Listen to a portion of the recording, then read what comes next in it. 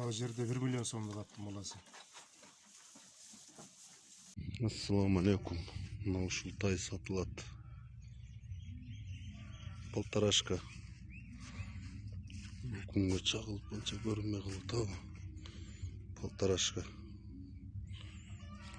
Чум кара.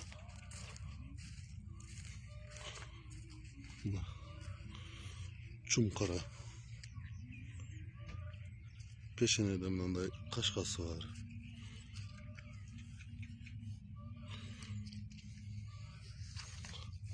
Туяктары тик туяк, көкүрөк,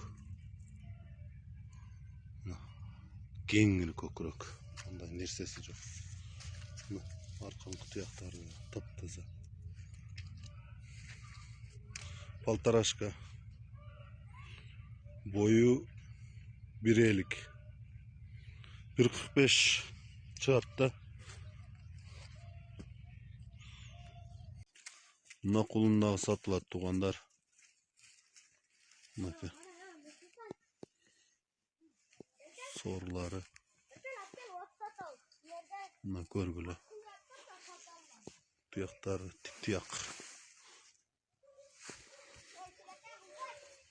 Ушул кулун сатылат.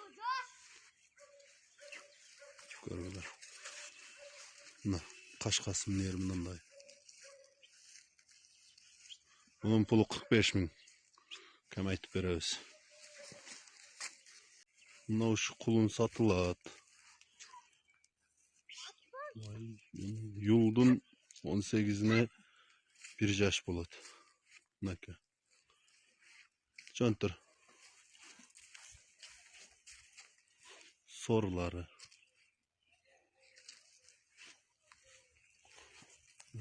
Şu kulun satılat. Kutlarımla taptaz oydan. Bası 50 bin. Kəm aytып berебиz.